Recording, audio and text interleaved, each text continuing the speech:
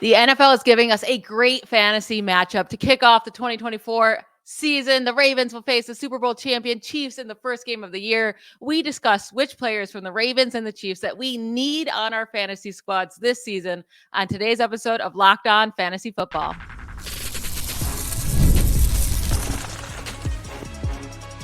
You are Locked On Fantasy, your daily NFL fantasy podcast. Part of the Locked On Podcast Network, your team every day. Thanks for making Locked On Fantasy Football your first listen every day. I'm one of your co-hosts, Michelle Magdziuk, and when I'm not doing this, I'm a researcher and fantasy analyst with NFL Network. And I'm your other co-host, Vinnie Iyer. When I'm not doing this, I'm writing about NFL fantasy betting for sportingnews.com. So a lot of good stuff with rookie minicamps to check out. But today we're going to focus. We have the first game of the 2024 schedule announced. So we do have a game there. We're going to look at the two teams playing that game, the Chiefs and Ravens. So look forward to that on today's show. Today's episode is brought to you by FanDuel. Make every moment more. Right now, new customers get $150 in bonus bets with any winning $5 bet. That's $150 with any winning $5 bet. Visit FanDuel.com/locked-on to get started. All right, yeah, so we're going to go through the Chiefs and the Ravens because that's going to be the first game of the year, but also both offenses have a lot of interesting fantasy assets. Either they're expensive or they're just confusing, right? If we should pay up for them or not. So let's start right at the top with the quarterback. So Patrick Mahomes versus Lamar Jackson. Right now, Mahomes is going as the quarterback 4 off the board, 33rd overall, while Jackson is going one spot higher. He's going as a quarterback 3, but also 32nd overall. So they're typically going back-to-back in drafts. Mm-hmm. If you had to choose one to pay up for this year, which one would it be, Lamar Jackson or Patrick Mahomes? Yeah, it's funny. When we were coming up with the concept for the show, I was just looking at these teams. I mean, they're evenly matched. They were the teams that played in the AFC Championship game, and it came up that all these players at similar positions were near each other on the board. So you were literally making a decision, Chiefs or Ravens, in a lot of these cases, depending on the position. So Mahomes and Jackson, it doesn't get any closer than that. I mean, they're grouped together by position, grouped together overall. I think that is a tough decision when we look at it. I think there's a little bit of separation when we go Josh Allen, Jalen Hurts, and we think, okay, we're happy with those two. They're running quarterbacks, high upside in passing games. Then you say Mahomes, okay, he doesn't run as much as Jackson. Jackson may not give you as much passing and touchdown upside as Mahomes. So it's a really hard decision. Now, someone else could also come in there, like a Joe Burrow or someone else that you might consider, or CJ Stroud. But I would say it is down to these two guys. I think you look at it, they're in the similar tier. I think Allen and Hurts separate, so I'm not sure where to go. I think it's your personal preference here, but I think you have to say who's going to get touchdowns if we want to separate it that way. Mahomes is going to throw for a lot of yards. Jackson is going to run for a lot of yards to help his passing total. That's going to be a little bit down in relation to Mahomes. So that's what it comes down to, Michelle. Who's going to score more touchdowns? And when I look at it, I think Mahomes has a bigger touchdown upside at this point, because of his weapons, because of his own running. And Jackson, last year, I mean, he could give up a lot of those rushing touchdowns. Again, we'll talk about Derrick Henry versus Isiah Pacheco, but Derrick Henry could have a lot of short rushing touchdowns, pick up the slack that Gus Edwards had. So it really comes down to what team has better touchdown scores in the passing game. And if Jackson can score enough by himself on the ground to make up for Mahomes, but we know also Mahomes rushes for a few TDs. So I like Mahomes just with the upside of his receivers. We'll see how the Rashee Rice thing plays out. But even with Hollywood Brown there and Xavier Worthy, there's more upside to make the big plays and the touchdowns. So I'm leaning Mahomes a little bit safer. I think he has just as high as a floor, but maybe a higher ceiling. So I'm leaning Lamar Jackson pretty easily here. I mean, last year, Lamar Jackson was the quarterback 3 on the year, right? So it makes sense he's going so high in drafts. It's behind Josh Allen, who is the clear number 1. You're pretty much tied with Jalen Hurts, but right behind him in fantasy points per game. Well, Patrick Mahomes was the quarterback 14, and I don't expect to have him to have as rough as offensive season as the Chiefs did last year with the additions they made. But at the same time, quarterback 14, the same amount of fantasy points per game as Russell Wilson last year. So it was a very bad year for him. And then, like, even looking at the big games last year, Lamar Jackson had 8 games with over 20 fantasy points, while Patrick Mahomes only had 4. the same amount of 20-plus games as Baker Mayfield and Joshua Dobbs. Like, what? And then even looking over the last 2 seasons, Mahomes only has one more game with 20-plus fantasy points than Lamar Jackson. And Lamar Jackson missed, a handful of games here in the season prior. So, and then again, if you just look at Mahomes and Jackson compared to Josh Allen, it's not even close. Josh Allen has 25 games with 20-plus points for the last 2 seasons. Mahomes is at 14, Lamar Jackson at 13, again with missed games. So if I'm going to pick a guy early, it's Josh Allen. Don't get me wrong. But if my only choices were between these two, it is Lamar Jackson. Also considering, like, I'm giving these numbers, right? And Lamar Jackson, the Ravens running back, stole 20 rushing touchdowns last year. Could Derrick Henry do that? Sure, but that's a lot to get to. The Chiefs running back only had 9 rushing touchdowns. So let's say, the Chiefs do score more points this year. It could also just go to the rushing game. So it's so easily Lamar Jackson for me here. I love Xavier Worthy.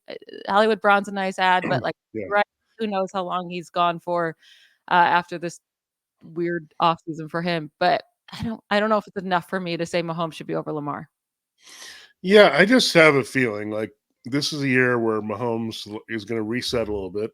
He's riding the momentum from the Super Bowl. And I think there were some reasons they may have held back a little bit with their offense, but it's going to be hard to win 3 consecutive Super Bowls. I mean, it's a very difficult feat. They're going to get gunned for. And I think a lot of the teams that they're playing are going to be better, starting with the Ravens. I mean, they have to play them. They got to play the 49ers. So there's a lot of potential high-scoring games. I think the Chargers obviously will be a little bit more competitive in their game. So there's just a lot of ways for the Chiefs to have maybe some more challenges this season. So I'm looking forward to that. You have, of course, the Josh Allen, Patrick Mahomes annual tilt is on the schedule as well. So I just think there's maybe some more opportunities to go nuts with the passing game. And really, it's funny because I think our decision and our individual choices here at quarterback, I think they affect our choices at running back as well, potentially. So I look at these two teams again, everything is really close. That said, as Michelle said, I think I would try to avoid the Mahomes Jackson tier. I think there's just too many guys after that you can look for value. There's the 2 guys, Allen and Hurts, before. So if you can do that, fine. I just feel a little bit more comfortable with Mahomes having closer to a ceiling than Jackson this season. Yeah, I'm the exact opposite. I think Lamar Jackson just super, super safe with a much safer floor. And then we know their ceilings are identical, right? And maybe even Lamar has a higher one with the rushing upside. But yeah, I probably won't have Patrick Mahomes on any of my teams. Yeah, it's just hard to keep Mahomes down. Yeah, I haven't had him on my team since his breakout year, and I took him as my second QB. So I just don't pay up to get Patrick Mahomes. And that's the way it is. I mean, but if you had to make a decision, I think it comes down to, again, your choice. They're so close that either side of this argument is winnable here, right? Michelle likes one, I like the other. That tells you all you need to know about this matchup. So I think it's going to be a little bit more lopsided when we get to running back and maybe tight end, right? And when we say, would you rather have, it's more the value. This player at this spot in the draft or this player at that spot in the draft. Mahomes and Jackson's a toss-up, but I don't think it's going to be a toss-up for the others here as we get into the backfields, the tight ends, the receivers, all that good stuff in our next 2 segments. Passion, drive, and patience. The formula for winning championships, as the Chiefs know, is also what keeps your ride or die alive. eBay Motors has everything you need to maintain your vehicle and level it up to peak performances.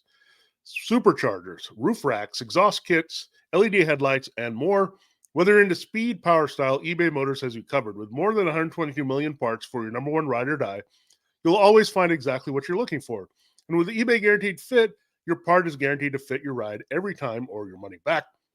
Because with eBay Motors, you're burning rubber, not cash. With all the parts you need and the prices you want, it's easy to make your car the MVP and bring home huge wins. Keep your ride or die alive at ebaymotors.com. ebaymotors.com. Eligible items only.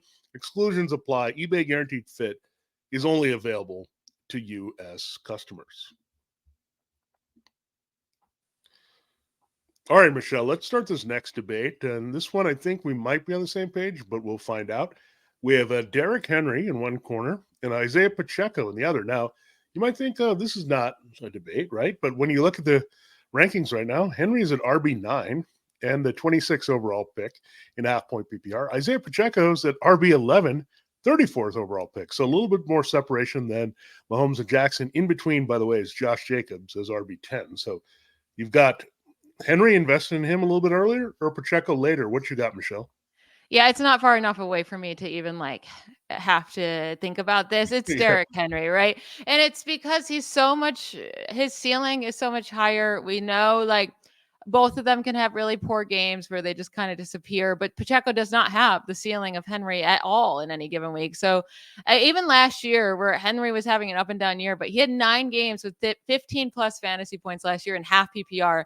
That was tied for the second most such games behind only Christian McCaffrey among running backs last year. Christian McCaffrey at 13, he dominated, right? But then it was Derrick Henry at 9. He was second most. Pacheco only had 4 games with at least 15 points in half PPR. About is Javonte Williams. Like Pacheco just doesn't do it for me at all. Even over looking at the last 2 seasons, I know Pacheco was like a rookie and wasn't really getting started, but just focusing on Derrick Henry here, of the 20 plus fantasy point games in half PPR. So really huge games by a running back. Christian McCaffrey's at 16 leads the running backs. Derrick Henry's at 12. The next most is Austin Eckler and Barkley tied at 9. So like Derrick Henry has just been so stinking good. And I know he's old. He's 30 years old, but he's going to a better offense now. He should have way more room to work. Probably shouldn't take as big of hits because teams aren't just expecting him to run every single time. Like they have to also worry about Lamar Jackson running or throwing the ball. He should have more space with the wide receivers going deeper in this offense as well. And then also just way more scoring opportunities when we already know he's a beast at scoring. Like he scores all the time. Anytime there was a goal, anytime there was a scoring opportunity with the Titans, he scored. Maybe that's not the same with the Ravens, but there's going to be double the scoring opportunities with this team. So it's Derrick Henry for me pretty easily. Yeah, Derrick Henry is the reason why I like Patrick Mahomes more than Lamar Jackson also. So, because I think if Gus Edwards can fall into the end zone 13 times, Derrick Henry can certainly do that. But Lamar was even still the quarterback 3 last year, and his running back scored. I know, but Mahomes, we know where his ceiling, we know where it can go. 5,050 is out there all the time for Mahomes. So I look at that. But like I look at Derrick Henry and say, yeah, he's going to be fine in this offense because they're going to rush and he's going to take a lot of pressure off himself because it's not going to be all about him for a change. So he can be very effective with just 15 to 20 carries in a game and just give you fantasy value. Like you can rush for 80 yards and a touchdown consistently there. And that's all you need. I mean, that's what you're looking for here in RB1, the volume around 20 touches, around 15 points per game. And that's, I think, very doable for Derrick Henry. And I think he's going to get most of the volume. I know they try to redo the backfield here, but the other guys are like change of pace type guys. Keaton Mitchell is not going to cut in too much to what Derrick Henry does. So it's a different style of runner. They will spell Henry, but I think, again, he's probably going to get limited volume anyway and still produce. And that's the ideal situation for an older running back. So Derrick Henry for sure. Now let me talk about Pacheco a little bit and why there might be some thinking he has an upside season is because I think the receiving role is kind of open. And he showed in the playoffs that was a big part of what he can do. He just hasn't been used that much, right? And Andy Reid's history, this is the first time I think Pacheco, they've gone away. It's always like a Jamal Charles or a Kareem Hunt, a guy that gets a lot of touches. So I think Pacheco has some untapped upside, and that's why you're seeing him ranked this high, that he can be a complete back. He can stay on the field for a lot of what they're doing. Again, the touchdowns, I think they're probably static here based on just where this Chiefs offense can go in the passing game. But if he gets involved more as a receiver, you get those rookies there making some splash. I mean, well, I should say Xavier Worthy, maybe a little bit of Wiley behind Kelce. Then you're looking at some more potential there in the passing game. So it's a little correlated for me. But again, I do like Derrick Henry much more than Pacheco. I would say Pacheco going a little too high for me, RB11. I think I would go a little bit lower than that until I feel comfortable that he has a dedicated workhorse-like pass-catching role. Yeah, and I don't know if we're going to see that, right, from Pacheco. I feel like we would have got that last year. They were desperate for pass catchers. McKinnon was hurt. Clyde Edwards-Helaire was hurt too. It's like now they brought CH back. I'm sure he'll be the pass catching back. Like they signed him for a reason. He's going to be on the field at some point, right? Yeah. So I just Pacheco's just way too inconsistent for me, and then his big games aren't even that big. So let me ask you some questions here about players. So would you rather go with Joe Mixon or Isiah Pacheco? I think I'm actually going Pacheco there. I just think he's a little bit better offense, and I think there's not as much competition. There's a lot of competition now in Houston for that ball. Yeah, I think both of their upsides this year are pretty limited in the situation they're in. That one's close for me. That would be the closest one. Devin Achan or Isiah Pacheco? Because I'm going Achan. Yeah, I'm going Achan just because I don't think Raheem Mostert's going to hold up again. And if that's the case, Achan is a better rushing offense and going to get the better volume. Yeah, and even if Mostert does hold up, like they'll split, and we know Achan can do on half the carries that Pacheco can put up more production. Yeah. And then one more, I know Najee Harris, who's also not had a high upside, right, and has been pretty blah, or Isiah Pacheco. Oh, that's a real tough one for me. I'd say Pacheco. I still like him a little bit more. Jalen Warren's not going to go away totally. I think he's going to be involved and be effective in this offense. So I think Pacheco is going to get more volume than we think in front of CH because, I mean, remember, they took a long time to re-sign CH. It's like, okay, he was there. We'll sign him. I guess we'll keep him. There's no other back we're looking for. So I think Pacheco's role is going to be bigger. So my thing with Najee or Pacheco, like there's really not a difference between if your running back scores 12 fantasy points in any given week or 9, right? Like it's just like that's the upside Pacheco's given you for most weeks. So at that point, I'm going to just take the guy that maybe has been a little bit worse, but also he's changing systems. You can see where the help can come with the offensive line and the system and the new quarterback. So I would take Najee there. Going to the Derrick Henry side at the top here, because we both really like Derrick Henry, right? He is 30. He is changing teams. So there is some worry. Would you rather go Derrick Henry or James Cook? Oh, boy. That's a hard one. Sorry. That's a tough one. I'm choking on it. Let's say I'm going with Derrick Henry there. I do like him a little bit better for volume. You started talking me into James Cook, and all of a sudden I'm starting to get into. No, I like James Cook too. I just don't know exactly what his pass catching role is. If I knew exactly that they were going to treat him that way, then we'd be okay. But last year we saw a lot of James Cook production on the ground, and again, I don't know. It's tough for me, but I think Derrick Henry just by touchdown alone is going to be hard to catch. Yeah, I agree. Derrick Henry or Josh Jacobs going one running back spot behind Henry. If I didn't know about Josh Jacobs having A.J. Dillon and Marshawn Lloyd behind him, then I would say Jacobs, but I'm definitely going Henry here. And then both on new teams, Saquon Barkley or Derrick Henry? Oh, that's a tough one.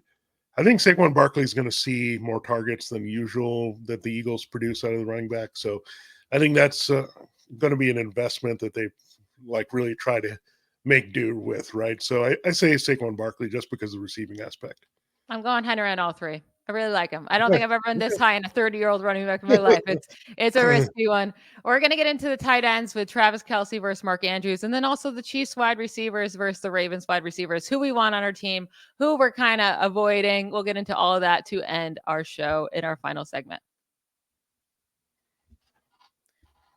This show is sponsored by FanDuel. It's winner take all time in the NBA and NHL, and FanDuel is giving you a shot to bring home a big win of your own. Right now, new customers get $150 in bonus bets with any winning $5 bet. That's $150 to bet on spreads, money line, player props, and more. Go get your bets in on the Astros. They're starting to click. It's starting to warm up. All right. Visit FanDuel.com/lockedon and make every playoff shot count. FanDuel, America's #1 sportsbook. So weirdly enough, both of these teams have a more exciting tight end than they do wide receivers, right? So let's start with the exciting players, Travis Kelce versus Mark Andrews. We know Mark Andrews' season was cut short, really gross lower leg injury, but he should come back next year. I would assume he's back by week 1. Kelce right now is going as the tight end 2 overall, 30th overall off the board, while Mark Andrews is going tight end 4, but 52nd overall off the board. So 22 picks later on average, you have to draft Andrews compared to Kelce. When looking at those two prices, because I think we'd both say if it was the same price, we want Kelce. But looking at the two prices, who would you prefer? Yeah, this one's really tough because it's also hard to see Travis Kelce as the tight end 2 on the board. I mean, that's very rare. Even when Mark Andrews outscored him in the preseason, just a few years ago, that was not the case. Kelce was still the tight end one. So he's had that for a while. Sam Laporta takes over, and with good reason. I mean, there's a lot of kind of upside related to just his second year after he did so well as a rookie. So first of all, that's very interesting, right? That you can get Travis Kelce as the tight end too. Now, the one thing I feel better about is that he signed a contract here that keeps him around for a couple of years. So he's not necessarily going in as a lame duck. He's still going to be a big part of their offense with Rashee Rice, particularly. I think he's going to be a big beneficiary because Rice is this big slot guy. And if he's not there, then you've got the speed guys and Xavier Worthy and Marquise Hollywood Brown. But the middle of the field, you'll need Kelce a little bit more. So I still like Kelce. I mean, he's been the key. I've had him on 2 fantasy teams last year. Whenever I make that Kelce pick, the rest of my team seems to fall into place. So I'll tell you that. Like, he's just so good and consistent, and you just don't get that a lot. I mean, Laporta is now a challenger to that. And Andrews has been pretty good, but they've also invested quite a bit, you'd say, in the receiving core in Baltimore. So there's a lot of other guys that may be a bigger factor that weren't there just a couple of years ago, including Zay Flowers and the targets that he got.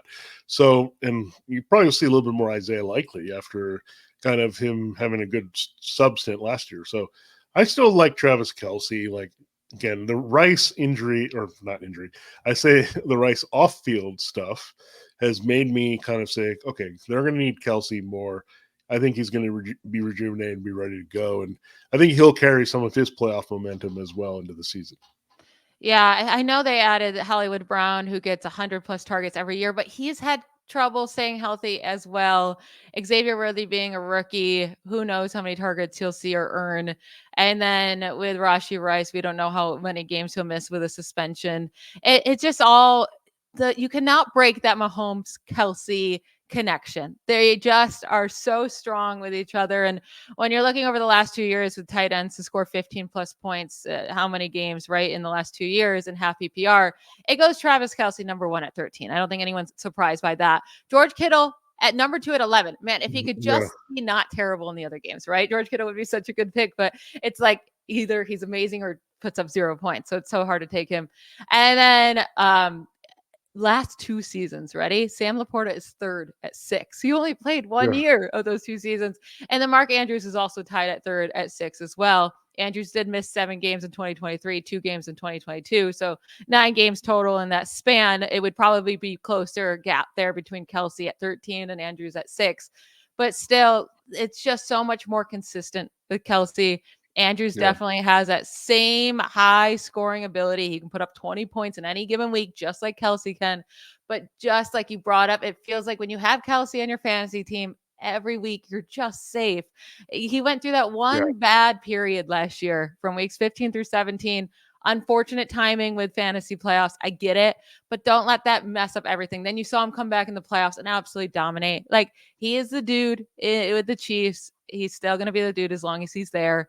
I'm still going Kelce if I'm picking between Kelce or Andrews, even with the, nearly 20 pick difference in the draft. Yeah, for sure. And I think you also are getting Kelce at a better value than you normally do behind Sam Laporta, which is great. I mean, Laporta actually helps him become a value. And you look at Kelce at number 2, like, he's still ranked in relation to where he can produce, where Andrews, I think, is headed in a little bit of the different direction at that position. So, yeah, I think the durability also counts a lot. I mean, Kelce, other than that weird game he missed to begin the season last year when we thought he was going to play against the Lions, keep that one in mind, that we didn't have him in week 1 either. So I think he'll be more durable and reliable here. And look, they've got all the momentum and the vibe. And if he knows that he only has a few seasons left, he's going to look to put up some big numbers. No, so we know we want Kelce at the top there, right? If we're going to take a tight end, like Kelce's such a fire pick and easy and safe. But let's say you are looking at a tight end in the Mark Andrews range, the 53 range. There's Mark Andrews or Dalton Kincaid. They're going pretty close to each other within 5 picks. Who would you rather have? Because I think I lean Kincaid. I can see him being used as like the Travis Kelce of this offense now that Diggs is gone in Buffalo. Yeah, I mean, I see a big pivot in the Bills offense. I mean, by necessity, you don't have Stephon Diggs, you don't have Gabe Davis. It's going to maybe go through the middle more with Curtis Samuel and Khalil Shakir maybe lining up in the slot. and just having Keon Coleman work into the mix. So we'll see what he can do. But Kincaid was a first-round pick for a reason. I think they may have anticipated that they were going to lose Stephon Diggs and see him as a wide receiver tight end hybrid. So I think we saw with Joe Brady, it does open the door for Dalton Kincaid. So I think Kincaid just has more upside, and you're right. I mean, first-round tight ends are first-round tight ends for a reason. We saw the buzz there that Laporta got as a non-first-rounder. Kincaid, keep in mind, went ahead of him in the draft as a very exciting can't-miss player. So I do like that. Can go in for the upside of Kincaid. I agree with you there. Now, moving on to the wide receivers. So let's just assume right now, Rashee Rice is missing 0 games, right? Assume he's the wide receiver 1 on this team going into the year. And then you're looking at his cost at wide receiver 33, 68th overall. Obviously, if we hear about a suspension, that will likely go down. And then you have Zay Flowers over for the Ravens, wide receiver 27, 54th overall. Both guys coming into their second season. If you had to choose one and you knew Rice wasn't going to miss any games, which one would you go with at their current price? Yeah, I think I have to lean on actually Zay Flowers. It's kind of interesting. Flowers could have also seen some off-field discipline. It did not happen here. So when you look at the Flowers, I think he is going to get more involved as a big play threat. I'm not scared about Rashad Bateman, but I am a little bit concerned for Rice being on the field with Xavier Worthy and Marquise Hollywood-Brown. I mean, they're going to cut into his targets quite a bit. Where I'm not worried about Bateman. I'm not worried about these other receivers all that much. Nelson Aguilar returning, no. I think Flowers is in a good position. Again, first-round pedigree is there. Rice, again, I just don't see how he comes unscathed. It seems like there's something new that's popping up every month in the offseason. Now, we're basing it on the fact that he won't be suspended. That's a really tricky thing to figure out right now at this time of year, but he's likely going to be. Yeah. And even so, it hasn't been a good offseason. I mean, the Chiefs are prepared for it. I mean, they were even looking at Zay Jones. They didn't end up adding him. He went to the Cardinals eventually, but they were looking still more for wide receiver depth. So it's not looking good here. So I think I would look at Flowers. So let me throw this back at you. You have Flowers over Rice, if we agree on that one, that we want to go for a few spots different. But what about, would you take Flowers or wait and get, if this Rice situation goes south or goes further south, would you want to wait for Marquise Brown as wide receiver 38 or even Xavier Worthy as wide receiver 42? Would you say those are better values right now than Flowers? You know what? I really like Zay Flowers at wide receiver 27. I think that's a really great value for him. And I think he's well worth that price and has great upside. I mean, at the end of the year there, weeks 12 through 18, averaging 17.3 points per game in PPR. And that's with one game being a complete total meltdown at one point. So the team loses OBJ. So that opens up more targets for Zay Flowers. They add Derrick Henry, which again, he can't take any more rushing touchdowns than the running backs already. He's not going to take any targets, we know. Yeah, exactly. And then also Zay Flowers scored a receiving touchdown in 5 of the last 7 games last season, including the playoffs. So he really started becoming that go-to weapon for Lamar and scoring a lot of points there. So I really like Zay Flowers. Rice, even if none of this offseason stuff happened, I think I would have already been down on him. His average depth of target was stupid low at 4.7 yards per target, by far the lowest among all the wide receivers with 100 plus targets last year.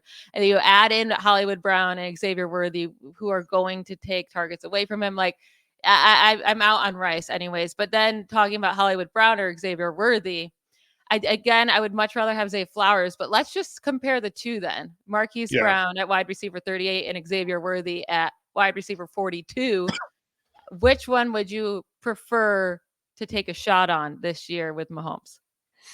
Yeah, I mean, I think if Rice is out, I think I would go more to the veteran. I think Marquise Brown has a little bit more value. I think if you're looking shorter term, if you're looking dynasty, longer term, Xavier Worthy is the easy pick over Hollywood Brown because he's tends to be hurt a lot and he's a little bit older. We know that. So, but I look at shorter term, I think there's some good reports so far between Mahomes and Hollywood Brown connecting well. They have kind of crossed paths to similar styles of offenses in college, not exactly the same, but there's some concepts that have crossed over between Oklahoma and Texas Tech that they could get on the same page here pretty quickly. So I think just because of the experience, like you said, he's like a sneaky volume target guy that's going to get a lot of targets. I also think he has a bit of versatility to play in the slot. I'm not sure Xavier Worthy can do that right away. As a rookie, that might be asking too much for him as he's getting used to Mahomes. So again, you got to earn Mahomes' trust. I think it takes a little while longer to do that as a rookie, and we've seen that rookie wide receivers with Andy Reid. It takes a while, and it doesn't click. And I mean, Rice was an exception, but it took him a while to get going and deliver as a wide receiver too. I would go Xavier Worthy between him and Hollywood Brown, just because, like, I mean, we've had now 5 years of Marquise Brown, no great fantasy seasons, one okay one in 2021 when he had 146 targets. I don't think that's coming to him in this offense at all. The rest of the years, again, and for Marquise Brown being so fast, right, and being we consider him this great deep threat. Averages 11.1 yards per reception, 10.6 yards per reception, 11.3 yards per reception over the last 3 years. Like, that's extremely low for a wide receiver, let alone a wide receiver that's supposed to be like a speedster and a deep ball guy. So I'm hoping they use Brown differently in this offense. Maybe they use him more as a deep threat, but I still think he's going to be kind of dependent on as maybe the volume guy, but it's going to be really low yards per reception. While Xavier Worthy, we really hope that he can get put into that Tyreek Hill type role, right? And I think Worthy, like watching him every week at Texas, he's special. He's a special talent. So I would take the upside with Worthy, and knowing I have to be a lot more patient, right? I don't think it's going to happen the first few weeks. You have to be patient with him on your roster. And I think by the middle of the season, he's going to be a great value there that you drafted. Yeah, I think Brown is going to be better than he was in Baltimore and Arizona, but that's marginally better, right?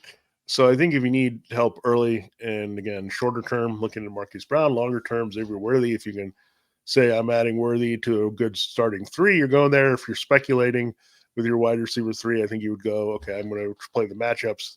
And that's how you have to approach it with your roster construction as well. So a lot of things to think about. It's early, but Chiefs Ravens, we know it's going to be the first game. We know they're pretty close. They're key players in fantasy value. So we thought that was a good show. So we'll soon get the entire schedule. Excited for that here, Michelle. Yeah, schedule release on Wednesday. That is it for today's show. Thank you to you all for making Locked On Fantasy Football your first listen every day. Every dayers, Vinnie and I will be back tomorrow with some more fantasy goodness. Don't miss it. Bye, y'all.